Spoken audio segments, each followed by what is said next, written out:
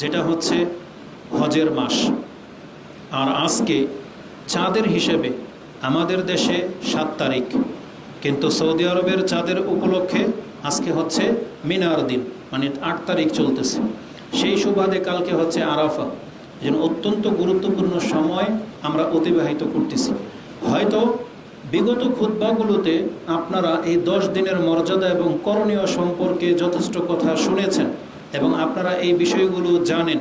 তাই এই 10 দিনের মর্যাদা সংক্রান্ত সেই কথাগুলো আমি আবার রিপিট করতে চাই না, বরং রাসূলুল্লাহ সাল্লাল্লাহু আলাইহি ওয়াসাল্লামের সেই হাদিসের ভাষাটা এটা ছিল যে এই 10 দিন যে কোনো ভালো কাজ আপনি করেন না কেন সেটা আল্লাহর কাছে এতটা মর্যাদা পাবে, এতটা মূল্যায়ন আপনাকে করা হবে যেটা অন্য কোনো দিনের সৎ আমলের ভিত্তিতে করা হবে না। তো এই 10 দিন আমরা অতিবাহিত করতেছি। জানি না এই 7 দিন আমাদের কার কিভাবে পার হয়েছে, তবে আমাদের হাতে আর মাত্র 3টা দিন সময় বাকি আছে, আজকের দিন সহ আরও 2 দিন, যেই দিনগুলো অত্যন্ত গুরুত্বপূর্ণ।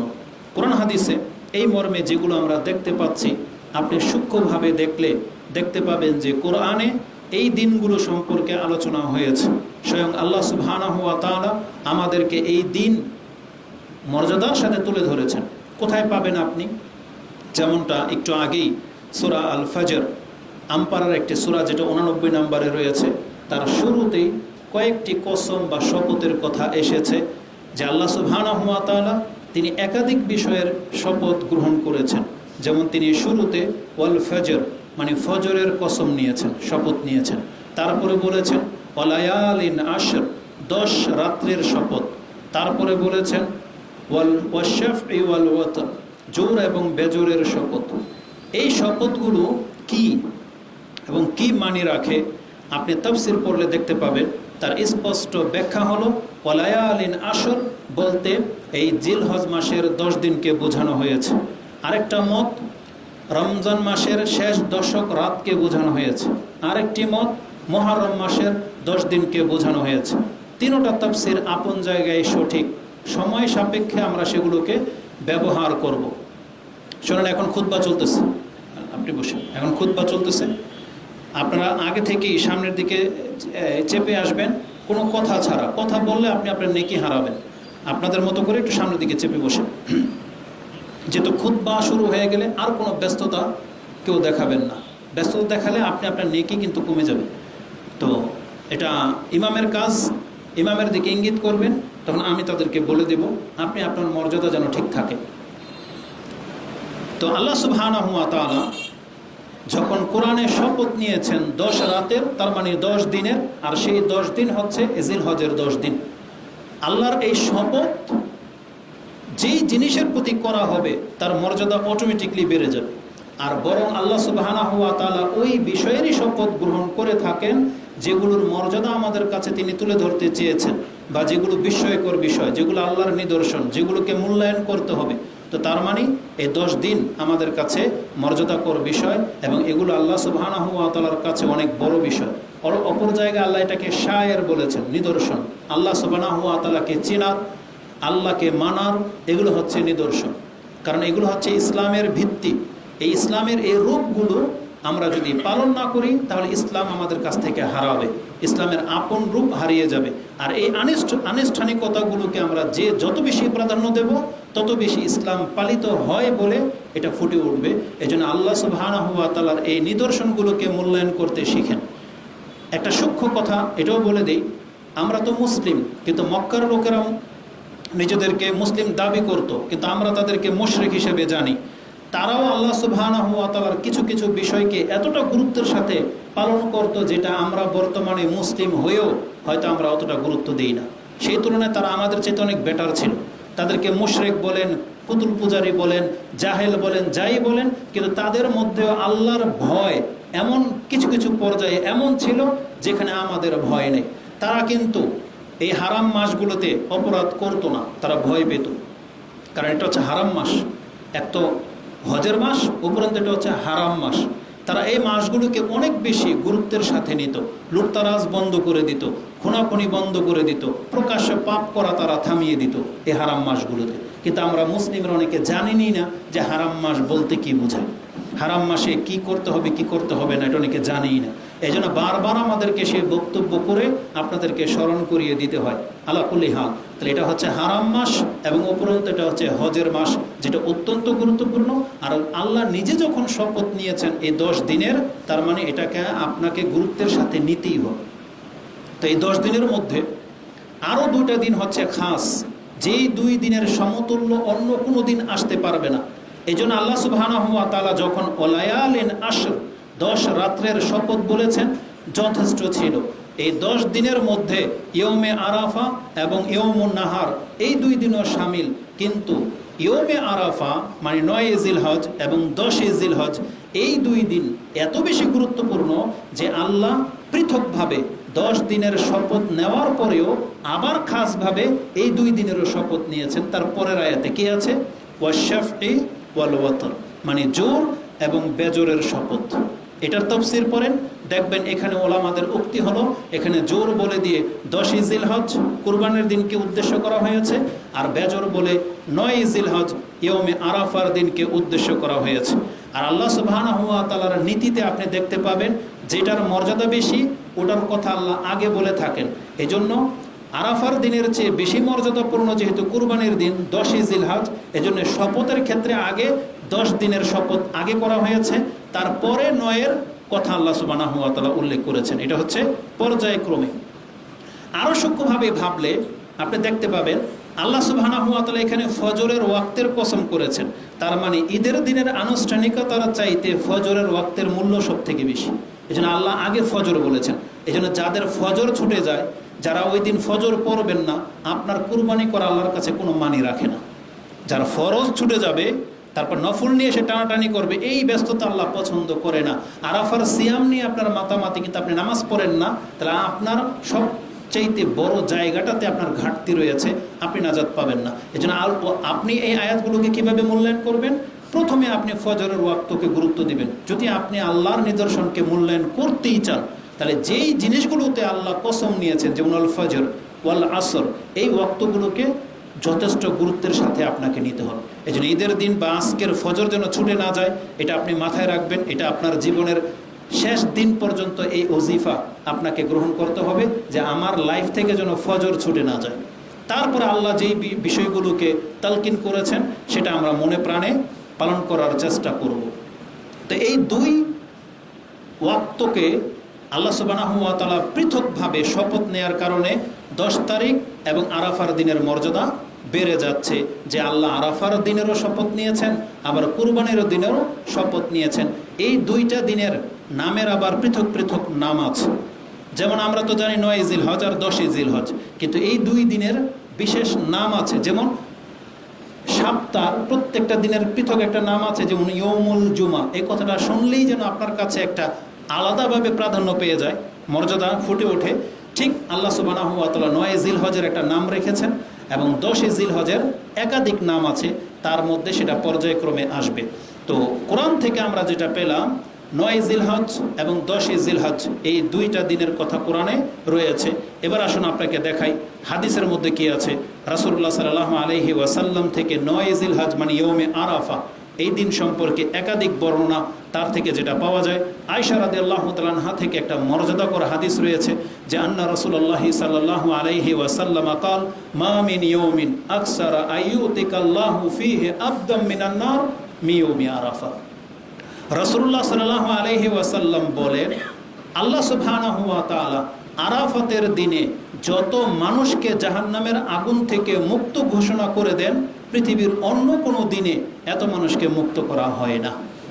তার মানে রমজান মাস কিন্তু প্রত্যেক দিনে প্রত্যেক রাতে কিন্তু অসংখ্য মানুষকে জাহান্নাম থেকে মুক্ত করার ঘোষণা করা হয় রমজান মাসে, কিন্তু আরাফার এক দিনে যত মানুষকে ক্ষমা করা হয় জাহান্নাম থেকে, অন্য কোনো দিনে এত মানুষকে ক্ষমা করা হয় না। তো এটা হচ্ছে আরাফার দিনের সবচেয়ে বড় বৈশিষ্ট্য।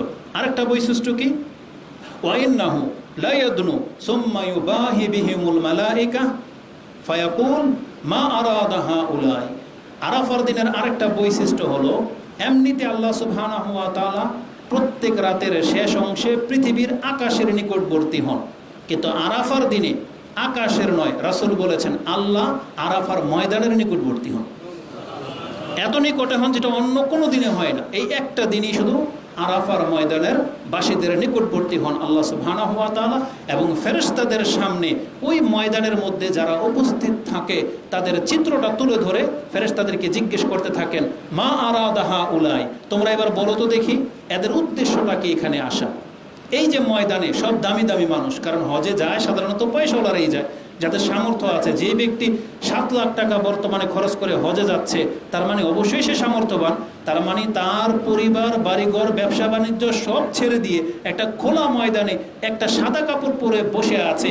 এটা দেখে আল্লাহ ফেরেশতাদেরকে জিজ্ঞেস করে এদের উদ্দেশ্য কি, কেন? কারণ ফেরেশতারা একটা সময় বলেছিল যে আল্লাহ এই মানুষই তো ফাসাদ সৃষ্টি করবে, এই মানুষই তো রক্ত ঝরাবে, আমরা তো আপনার পবিত্রতা ঘোষণা করি, এদের কি প্রয়োজন? এই জন্য আল্লাহ তাদেরকে দেখাবে যে এরা হচ্ছে সেই ব্যক্তি যারা রক্ত ফাসাদ ঘটাবে না, যারা বিপর্যয় করে না, যারা আমার স্মরণ করে। চাইলে এরা আমাকে ভুলে যেতে পারতো, কিন্তু এরা আমাকে স্মরণ করে। কারণ হজের মূল আনুষ্ঠানিকতাই কিন্তু আল্লাহকে স্মরণ করা। লিয়াযকুরু ইসমুল্লাহি আলাই আল্লাহ দুইটা কথা বলেছেন, যে তারা হজে আসবে, তাদের লাভ আছে, এবং তারা এসে আল্লাহর নামকে স্মরণ করবে, এটাই হচ্ছে উদ্দেশ্য। তো চাইলে পৃথিবীর মানুষ আল্লাহকে ভুলে যেতে পারত, কিন্তু আল্লাহ সুবহানাহু ওয়া তাআলা ফেরেশতাদেরকে দেখাতে চাচ্ছেন যে এদের মধ্যে সেই প্রবণতা আছে, তারপরেও তারা আমাকে ভোলে নাই, এই আরাফার ময়দানে এসে জড়ো হয়েছে। এটা দেখিয়ে দিয়ে আল্লাহ সুবহানাহু ওয়া তাআলা তাদের বরত্বকে তুলে ধরে। এই হাদিসের মধ্যে এই কথাটাই আসছে, যেটা আপনি ইমাম মুসলিম তার 16 নম্বর অধ্যায় কিতাবুল হজ হাদিস নাম্বার হচ্ছে 3179-তে পেয়ে যাবেন। হজের অধ্যায় 79 নম্বর পর্ব ফি ফাদলিল হজ, হজের ফজিলতের মধ্যে পেয়ে যাবেন। হাদিস হচ্ছে 3179। তাহলে এই হাদিসের মধ্যে আমরা দুইটা জিনিস পেলাম, যে আল্লাহ সুবহানাহু ওয়া তাআলা আরাফার দিনের মর্যাদায় কি রেখেছেন, অসংখ্য মানুষকে জাহান্নাম থেকে মুক্ত করে দেন এবং আরাফাবাসীর নিকটবর্তী হন এবং আল্লাহ তাদের প্রশংসা করেন। এই গুণগুলো হজে যারা গেছে তারা প্রাপ্ত হবে। এখন আমরা যারা হজে যাইনি, আমরা তো আমাদের ঘর বাড়িতেই বসবাস করব। আমাদের জন্য কি রাখা হয়েছে?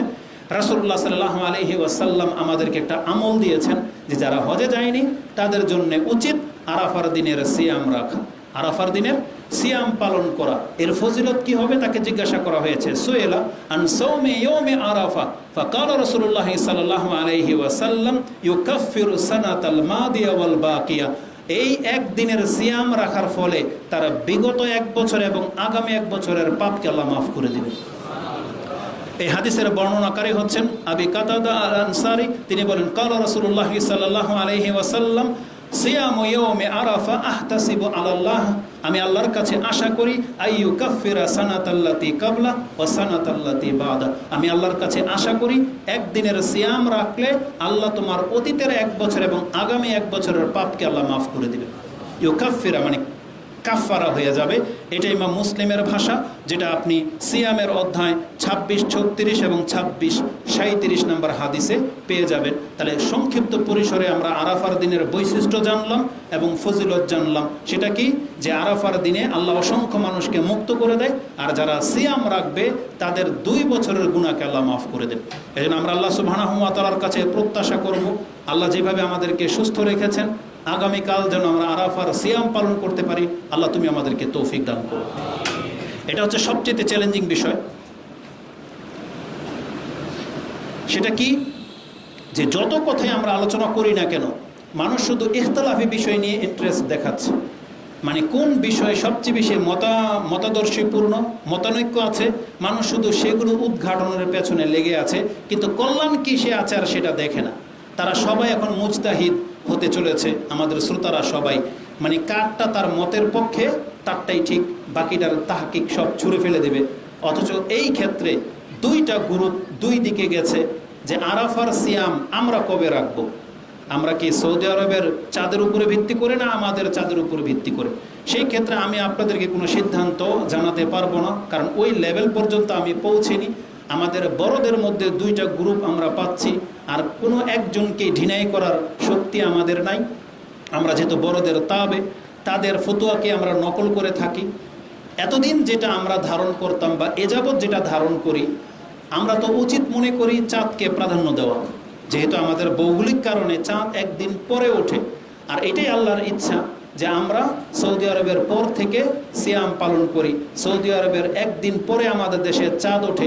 আপনাদেরকে আমি সূক্ষ্মভাবে একটা নোক্তা বলে দিই, দ্বন্দ্ব শেষ হয়ে যাবে যদি আপনি চাঁদ দেখেন।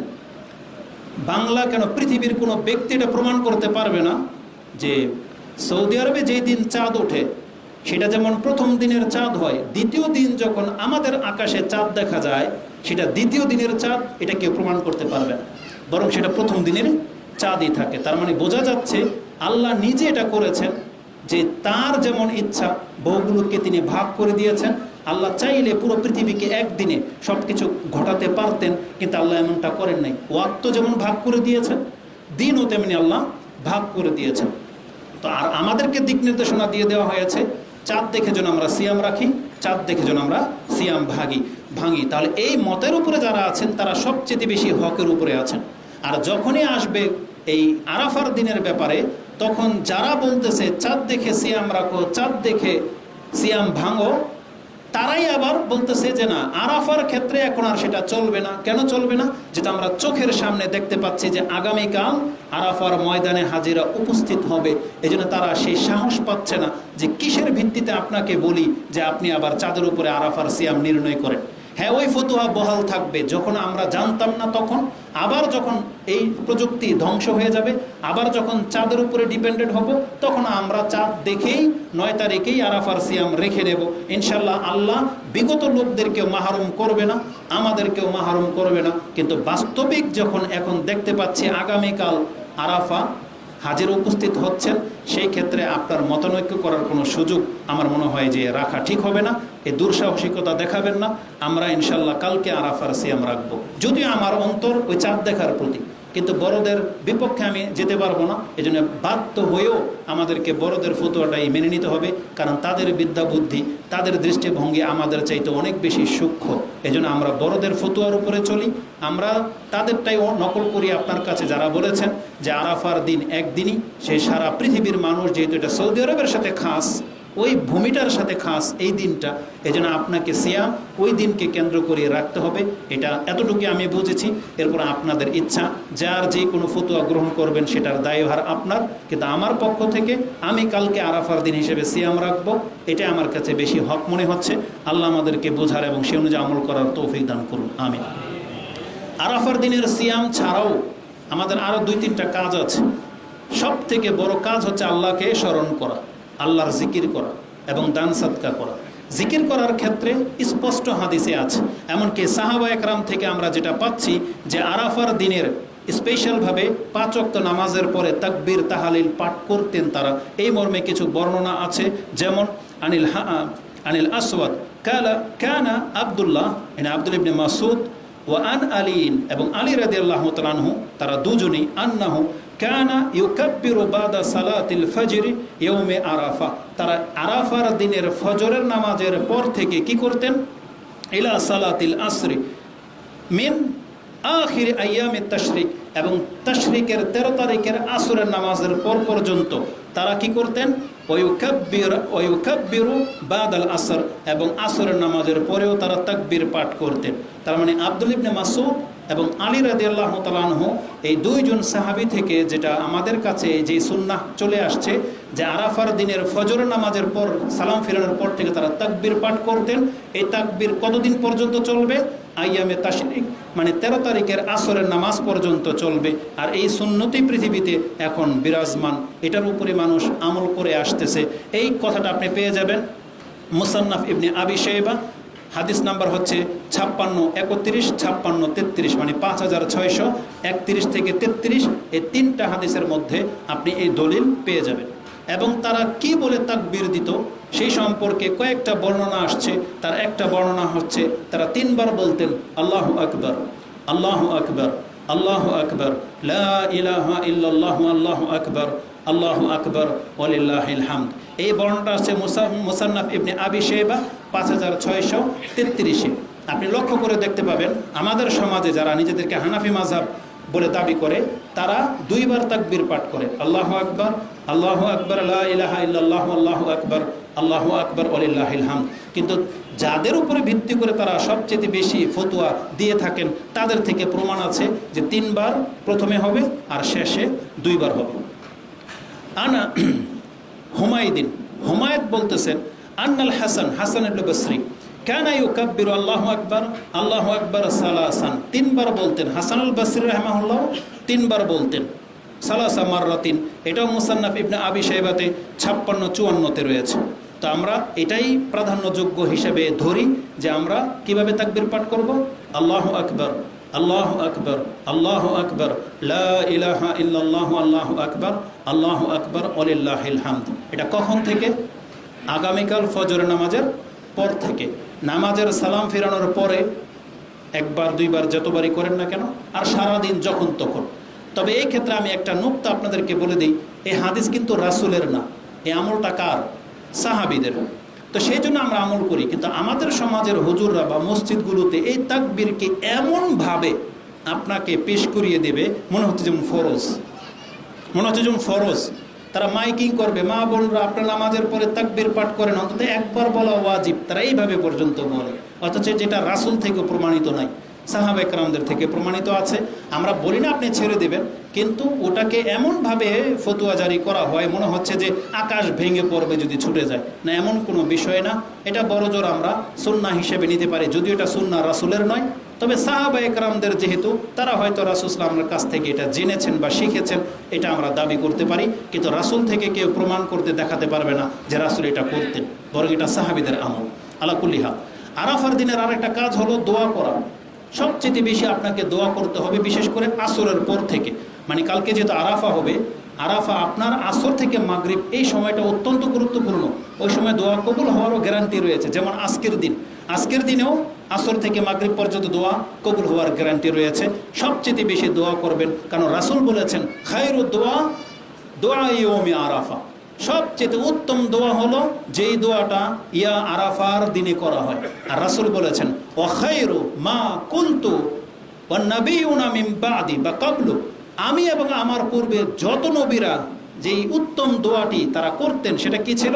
লা ইলাহা ইল্লাল্লাহু ওয়াহদাহু লা শারীকা লাহু লাহুল মুলকু ওয়া লাহুল হামদু ওয়া হুয়া আলা কুল্লি শাইইন কাদির। এটা আপনি সবচেয়ে বেশি পড়বেন কালকে, সবচেয়ে বেশি। কারণ রাসূল বলেছেন যেটা আমি এবং আমার পূর্বের সমস্ত নবীরা বলতো সেই উত্তম দোয়াটা কি? এটা। এই হাদিস আপনি ইমাম তিরমিজিতে পেয়ে যাবেন, দোয়ার অধ্যায় হাদিস 3585, 3585 নম্বরে আপনি হাদিসটা পেয়ে যাবেন। মুয়াত্তা মালিকেও হাদিসটা রয়েছে হাসান সনদে। তো বিশেষ করে এটাই হচ্ছে আমাদের কাজ।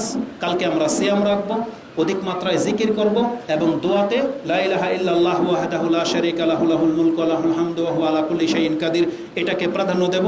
এবং আরেকটা দোয়া প্রাধান্য পাবে, সেটা হচ্ছে রাব্বানা আতিনা ফিদ দুনিয়া হাসানা ওয়া ফিল আখিরাতি হাসানা ওয়া কিনা আযাবান নার।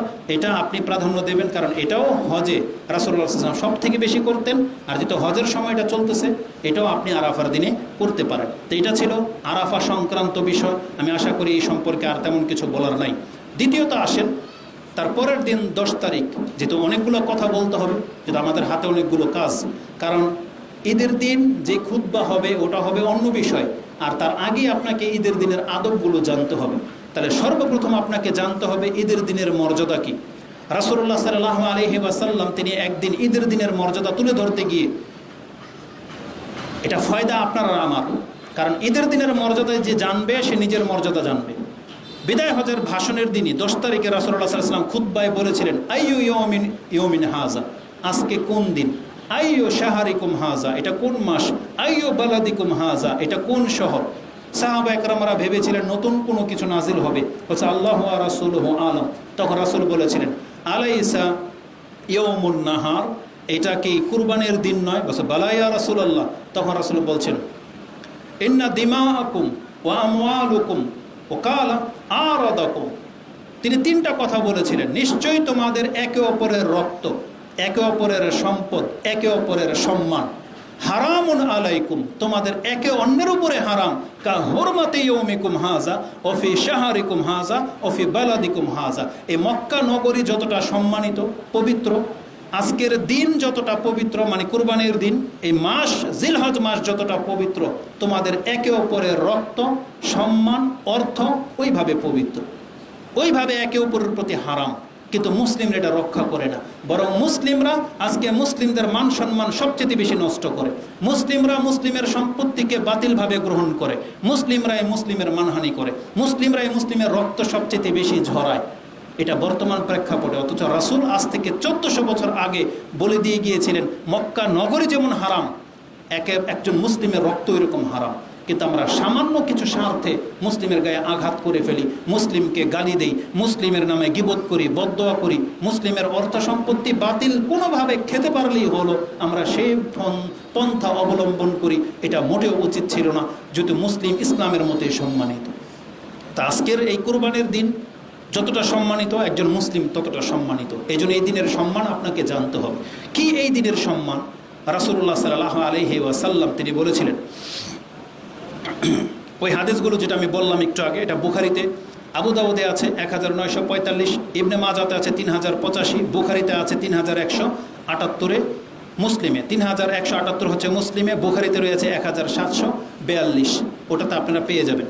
তো রাসূলুল্লাহ সাল্লাল্লাহু আলাইহি ওয়াসাল্লাম ইয়াউমুন নাহার, কুরবানির দিনের সম্পর্কে অনেক কথা বলেছেন।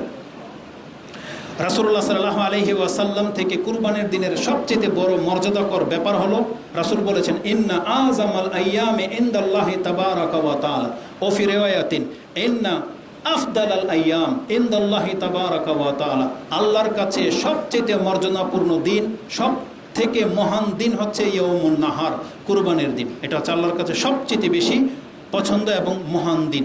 সুম্মা ইয়াউমুল কার, তারপরের 3 দিন ঠান্ডার দিন। ওই ইয়াউমুল কার মানে হচ্ছে 11 আর 12 তারিখকে বোঝানো হয়েছে, যেই দিনে কোনো ব্যস্ততা থাকে না, মানুষ নীরবে শুধু আল্লাহর জিকিরে মগ্ন থাকে মিনাতে। এই জন্য এই 2টা দিনকেও শ্রেষ্ঠ বলা হয়েছে। এই হাদিসটা আপনি সাহিহ হিব্বানের মধ্যে 2811-তে পেয়ে যাবেন, এবং আবু দাউদে হাদিসটি আপনি 1765-তে পেয়ে যাবেন, সাহিহ খুজাইমাতে হাদিসটি আপনি 2966-তে পেয়ে যাবেন, এবং সুনানুল কুবরালিল নাসাইতে আপনি 4083-তে পেয়ে যাবেন, মিশকাতেও আপনি হাদিসটি 2643-এ পেয়ে যাবেন, যে রাসূল বলেছেন সবচেয়ে শ্রেষ্ঠ দিন হচ্ছে কুরবানির দিন। এই দিনের আরও কয়েকটি নাম আছে।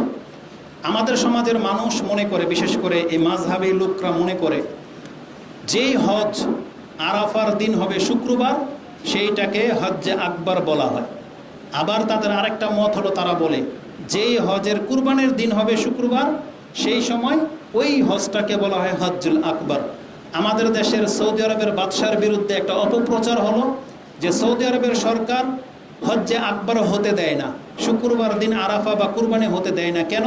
কারণ এই দিন যেই বছরে হজ্জে আকবর হবে, ওই দিন নাকি সৌদির সরকারের উপরে দায়িত্ব প্রত্যেক হাজিকে নাকি কি যেন দিতে হয়, গিফট করতে হয় বা কিছু একটা করতে হয়।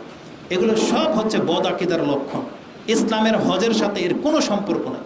হজ্জে আকবর মূলত কুরবানির দিনের নাম, যেটা আমার ইয়াউমুন নাহার, ইয়াউমুল আদাহা, এটার নামই হচ্ছে হজ্জুল আকবর। সেটা শুক্রবার হোক বা না হোক, শুক্রবারের সাথে হজ্জে আকবরের কোনো সম্পর্ক নাই, বরং হজে 10 তারিখের দিনকে হজ্জুল আকবর বলা হয়। এটা সুস্পষ্ট হাদিস দ্বারা প্রমাণিত, যেটা আপনি একাধিক হাদিসের মধ্যে পেয়ে যাবেন। রাসূলুল্লাহ সাল্লাল্লাহু আলাইহি ওয়াসাল্লাম থেকে এই মর্মে স্পষ্ট কথা রয়েছে যে ইয়াউমুন নাহার হাযা ইয়াউমুল হজ্জুল আকবর। কালা আইয়ু ইয়াউমিন হাযা, রাসূলকে জিজ্ঞেস করেছেন এটা কোন দিন? রাসূল সাল্লাল্লাহু আলাইহি সাল্লাম বলেছেন কালু ইয়াউমুন নাহার, এটা হচ্ছে কুরবানির দিন। তখন রাসূল নিজেই বলেছিলেন হাযা ইয়াউমুল হজ্জুল আকবর, এটাই হলো হজের সবচেয়ে বড় দিন। এই বর্ণনা আপনি কোথায় পেয়ে যাবেন? আবু দাউদে আছে 1945, ইবনে মাজাতে আছে 3058, বুখারিতে আছে 1742।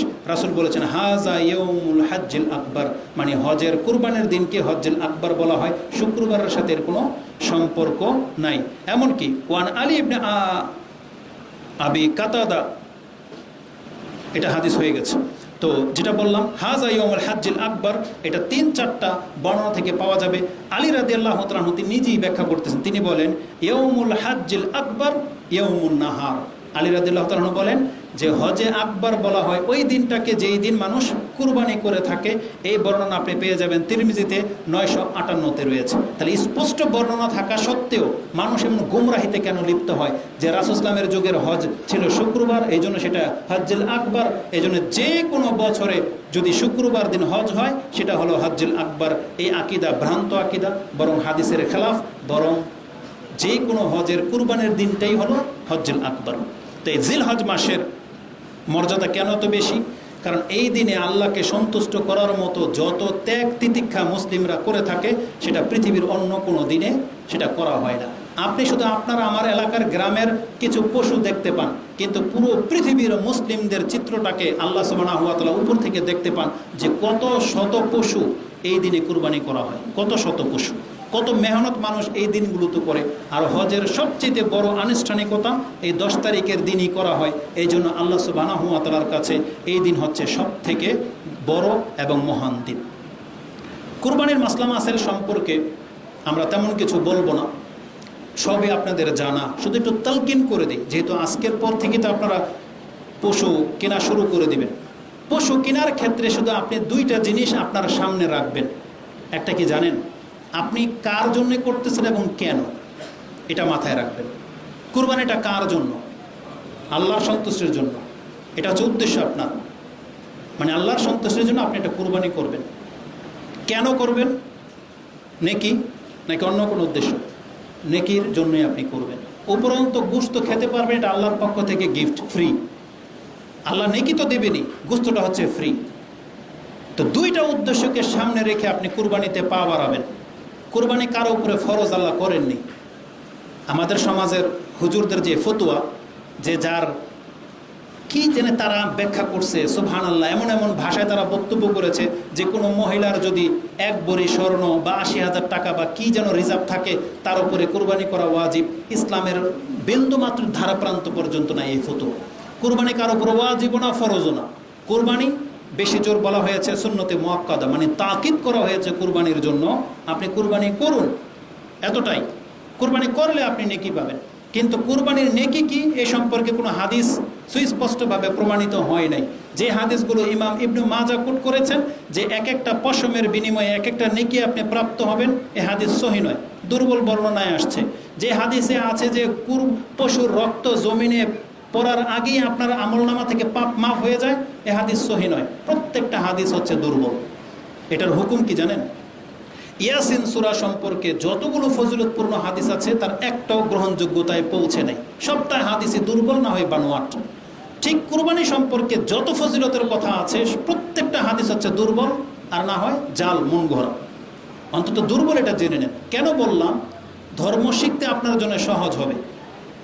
তার মানে কি কুরবানিতে কোনো নেকি নাই? অনেক নেকি, কিন্তু কি সেটা আমাদের জানা নাই। কারণ আল্লাহ সুবহানাহু ওয়া তাআলা এই সম্পর্কে কিছুই বলে নেই, না কোরআনে আছে না হাদিসে আছে। তবে কুরবানি মহান একটা ইবাদত।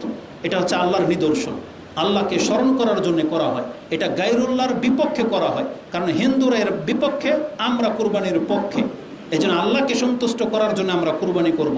মুশরিকরা ওদের দেবদেবীদেরকে সন্তুষ্ট করার জন্য পশু কুরবানি করে থাকে, আমরা আল্লাহকে সন্তুষ্ট করার জন্য কুরবানি করব।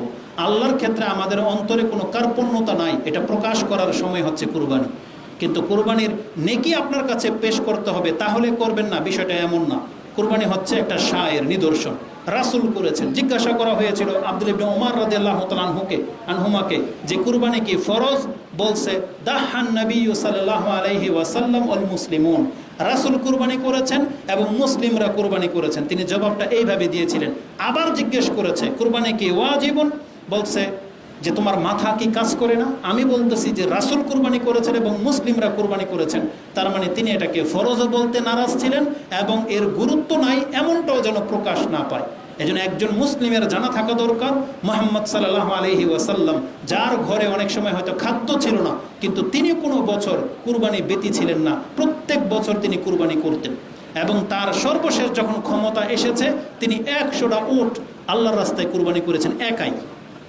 100টা উট। পৃথিবীতে আজ পর্যন্ত এমন কোনো বাদশার রেকর্ড নাই যে কুরবানিতে 100টা উট কুরবানি করেছে, কিন্তু সেটা মুহাম্মদুর রাসূলুল্লাহ সাল্লাল্লাহু আলাইহি সাল্লাম করে দেখিয়েছেন। তো রাসূলুল্লাহ সাল্লাল্লাহু আলাইহি সাল্লাম সবসময় তিনি তার পরিবারের জন্য একটা বকরি যথেষ্ট মনে করেছেন।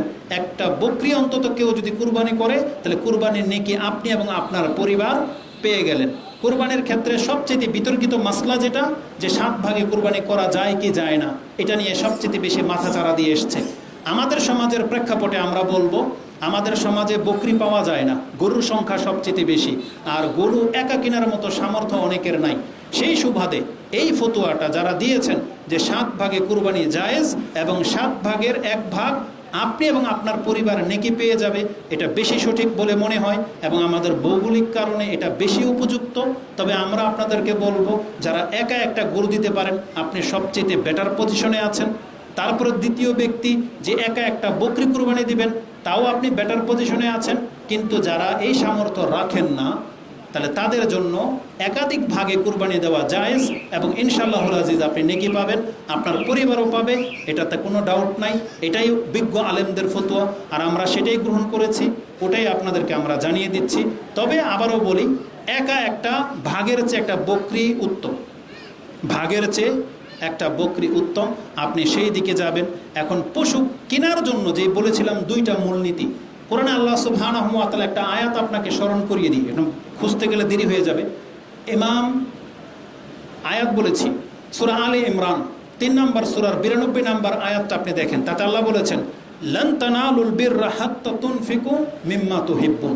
আল্লাহ বলেছেন তোমরা জান্নাত তো দূরের কথা, জান্নাতের নাগাল পর্যন্ত পৌঁছতে পারবে না যদি তোমরা আল্লাহর রাস্তায় ওই জিনিসটা খরচ না করো যেটা তোমরা নিজের জন্য পছন্দ করো। তার মানে আল্লাহ বলেছেন, বান্দা তুমি তোমার পছন্দনীয় জিনিসটা যদি আমার জন্য কুরবানি করতে পারো, তাহলে আমি আল্লাহ তোমার জন্য জান্নাতকে প্রস্তুত করে রেখেছি। তার মানে জান্নাত পেতে হলে আপনার মনের বিপক্ষে গিয়ে কাজটা করতে হবে। সেটা কি? একটা কুরবানি করতে গেলে অনেকগুলো টাকা লেগে যাবে, একটা অত সুন্দর চমৎকার একটা পশু আপনাকে কুরবানি করতে হবে। এই জন্য আল্লাহ বলেছেন লান তানালুল বিররা হাত্তা তুনফিকু মিম্মা তুহিব্বুন। তোমরা যেটা পছন্দ করো সেটা যদি দান করতে না পারো আল্লাহর রাস্তায়, তার মানে তোমাদের অন্তরের সংকীর্ণতা এটা প্রমাণ করে তোমরা জান্নাতের ধার পর্যন্ত পৌঁছতে পারবে না। এটা যেমন কুরবানি পশু কেনার মানে নসিহা, এটা গোস্ত বন্টন করারও নসিহা। আপনার অন্তর চাইবে না গোস্ত দিতে, বেশি চাইবে না অন্তর, কিন্তু আল্লাহ কি বলেছেন, তোমার অন্তর যেটা চায় এটা যদি দান করতে পারো তাহলে তুমি জান্নাত পৌঁছতে পারবে। এই জন্য কুরবানি করার ক্ষেত্রে, গোস্ত বন্টন করার ক্ষেত্রে আমাদের কোনো মুসলিমের যেন কোনো রকমের সংকীর্ণতা না আসে, সংকীর্ণতা যেন না আসে, এটা আল্লাহ সুবহানাহু ওয়া তাআলা আমাদেরকে শিক্ষা দিতে চেয়েছেন। এবং সূরা বাকারাতে আল্লাহ একটা কথা বলেছেন, একটা অপশন দিয়েছেন। আচ্ছা বলো তো দেখি, তোমরা যারা দেখতে পাও চোখে, তোমাদের থলের মধ্যে তো তোমরা পচা কোনো কিছু গ্রহণ করো না, ফলের মধ্যে টিপ দিয়ে দেখো, মাছগুলো ঘেটে দেখো, তোমাদের চোখ ভালো, ছিঁড়া টাকা নিতে চাও না, তাহলে আল্লাহর জন্য এগুলো কেন? আল্লাহ তো আরও চক্ষুমান। বোঝেন আল্লাহ কি বলেছেন, যে তোমার চোখ ভালো থাকলে তুমি ছিঁড়া টাকা নিবা না, তোমার পচা মাছ নেও না, পচা ফল হলে আলাদা করে দাও। কিন্তু আল্লাহকে দেওয়ার সময় তুমি এটা ভুলে কেন যাও? আল্লাহ তো তোমার চাইতে বেশি দেখতে পায়, তাহলে আল্লাহ কি করে আপনার এই পচা সরা গ্রহণ করবে? এই জন্য গোয়াল ঘর থেকে একটা ধরে এনে জবাই করে দিলেই কুরবানির নেকি আপনি পাবেন না। আপনাকে রাসূলুল্লাহ সাল্লাল্লাহু আলাইহি ওয়াসাল্লাম দিক নির্দেশনা দিয়েছেন, ইন্নাল্লাহ তাইয়্যিব লা ইয়াকবালু ইল্লা তাইয়্যিব। আল্লাহ তো পবিত্র, আর পবিত্রতা ছাড়া আল্লাহ কোনো কিছু গ্রহণ করবে না। এটা হলো আপনার টাকার মান হালাল হতে হবে, পবিত্র হতে হবে। দ্বিতীয়ত হচ্ছে, যখন আল্লাহর জন্য দিবেন অবশ্যই আপনার কুরবানের পশুর মান উৎকৃষ্টতম হতে হবে। আপনি ভুলে যায়েন না, হাবিল আর কাবিল কিন্তু কুরবানি করেছিল, তারা কিন্তু অনেক বড় সড়ো কিছু কুরবানি করে নাই। দুইজনের সামর্থ্য অনুযায়ী দুইটা জিনিস কুরবানি করেছিল, কিন্তু একজনেরটা কবুল হয়েছিল, আরেকজনেরটা কবুল হয় নাই। কেন হয় নাই সে কারণটা আপনাকে জানতে হবে। দুজনেই ছিলেন আদম আলাইহিস সালামের ছেলে, দুজনেই আল্লাহ সুবহানাহু ওয়া তাআলার কাছে কুরবানি পেশ করেছিলেন, কিন্তু একজনেরটা কেন কবুল হলো না সেই ইতিহাস আপনাকে জানতে হবে, জানতে হবে। যদি ওই সমস্যা আপনার আমার অন্তরে থেকে যায়, তাহলে আল্লাহ আমাদেরটাও কবুল করবে না। সেটা উট হোক বা হাতির মতো একটা গরু হোক, আল্লাহ সেটা কবুল করবে না। যদি কাবিলের যে সমস্যা ছিল এটা যদি আপনার সমস্যা হয়ে থাকে, কবুল হবে না। এজন্য আল্লাহর জন্য খালেসভাবে হতে হবে এবং পশুটা নিখুঁত হতে হবে। এই সম্পর্কে রাসূলুল্লাহ সাল্লাল্লাহু আলাইহি ওয়াসাল্লামকে মাত্র দুইটা দিক নির্দেশনা আমি আপনাদেরকে দিয়ে দিই। রাসূল বলেছেন, লা তাজবাহু ইল্লা মুসিন্নাতান, তোমরা পশু জবাহ করবো না দুইটা দাঁত না ওঠা পর্যন্ত। তার মানে বকরি, গরু হোক যেটা দুই দাঁত উঠে গেছে, পরে দাঁত উঠেছে দুই দাঁত, এই বয়সের পশু ছাড়া কুরবানি জায়েজ নাই, সেটা গরু হোক আর বকরি হোক। এই জন্য যা তা একটা ধরে এনে আপনি কুরবানি করে দিবেন তা হবে না। এটা হলো বয়সের দিক থেকে। দেখতে শুনতে কেমন হবে? রাসূলুল্লাহ সাল্লাল্লাহু আলাইহি ওয়াসাল্লাম বলেছে, আরবাউন লা তুজিউ, আরেকটা বর্ণনা লা তাজুজ, জায়েজই হবে না। আরেকটা বর্ণনা আসছে যথেষ্ট হবে না। চারটা রোগ থাকলে, চারটা ত্রুটি থাকলে ফিল আদাহি, একটা হলো আর যাও আল বাইয়ানু আরাজুহা, খোরা মানে হাঁটতে পারে না, পা একটা ত্রুটি আছে, ল্যাংড়াচ্ছে স্পষ্ট, এই পশু কুরবানি জায়েজ হবে না। দ্বিতীয়ত হচ্ছে আল মারাদ আল মারিদাতু আল্লাতি বাইয়ানু মারাদুহা, একবারে অসুস্থ, চোখে স্পষ্ট দেখতে পাচ্ছেন, গরু উঠতে পারতেছে না, নাক দিয়ে মুখ দিয়ে পানি বেরোচ্ছে, পেট ফুলে গেছে, এই ধরনের পশু কুরবানি জায়েজ হবে না। তৃতীয়ত হচ্ছে ওয়াল আরজাউ আল বাইয়িনু আরাজুহা, চোখের ত্রুটি আছে, যে চোখ মানে অন্ধ বা ট্যাগরা বা দেখতে পাচ্ছে না, এরকমের পশু যথেষ্ট হবে না। ওয়াল কাসির আল্লাতি লা তুনকি, এমন বয়স্ক বা অপারগ পশু, যেই পশু উঠে দাঁড়াতে পারে না, হাড় হাড্ডি বেরিয়ে গেছে, ধাক্কা দিয়ে আনতে হয়, এমন পশু কুরবানি জায়েজ হবে না। এটা রাসূলুল্লাহ সাল্লাল্লাহু আলাইহি সাল্লাম থেকে স্পষ্ট বর্ণনায় রয়েছে। এবং উত্তম আরেকটা দিক নির্দেশনা আলী রাদিয়াল্লাহু তাআলা আনহু থেকে দেওয়া হয়েছে। তিনি বলেছেন, আন নাস্তাশরিফাল আইনা ওয়াল উযুন, রাসূল আমাকে আদেশ করেছেন আমি যেন গরুর চোখগুলো সুন্দর দেখে নেই এবং কানগুলো ফ্রেশ কিনা সেটা দেখে নেই। এই হাদিসের মানের মধ্যে দুর্বলতা আছে, কিন্তু আমরা এটা হুকুম নয় বরং সতর্কতামূলক নিতে পারি। অবশ্যই আমরা গরুর বডি দেখে কিনবো, যে রোগগুলো থাকলে কুরবানি চলবেই না এগুলো যেন না থাকে, এমনকি আমরা চোখ এবং কানগুলো দেখে কিনবো, যাতে এটা ক্ষত কাটা ত্রুটিমুক্ত যেন হয়, কারণ আপনি আল্লাহর জন্য কুরবানি করবেন। একজন আলেম বলেছিল, তুমি তোমার খুব দামি কোনো ব্যক্তিকে, সে রাষ্ট্রের প্রধান হোক, অনেক পয়সাওয়ালা হোক, তাকে যখন তুমি গিফট করো, কি চিন্তা করে গিফট করো? তুমি তোমার সামর্থ্য দেখো না তার পছন্দ দেখো? সে আপনার সামর্থ্য মোতাবেকই দেন, কিন্তু সামর্থ্যের চাইতেও এত বেশি অ্যাডভান্স হয়ে দেন যাতে আপনার প্রেজেন্টেশনটা সে পছন্দ করে, তার সাথে যেন আপনার সম্পর্কটা ভালো হয়, সেজন্য পছন্দ করে কবুল করে, এটাকে আপনি মাথায় রাখেন। তাহলে সেই ব্যক্তি যখন আল্লাহকে গিফট করবে, তাহলে আল্লাহর জন্য গিফট ওই ধাক্কানো গরু, হাটে গেলেন পেলেন না, একটা ধরে নিয়ে আসলেন। প্রত্যেক সিজনে এমন চোখে পড়ে যে হাটে গরু নাই, ক্রেতা বেশি, গোয়ালঘর থেকে 2 বছর হয় নাই গরু 1 বছর হয়েছে টেনে আনতেছে বিক্রি করার জন্য। 60 বছরের গরু দাঁড়াতে পারে না, এটাকে খুঁড়ো দিয়ে বেঁধে গোয়ালঘর থেকে বের করে নিয়ে আসতেছে 1-2 লাখ টাকার লোভে। এটা কেন হতে হবে মুসলিমদের?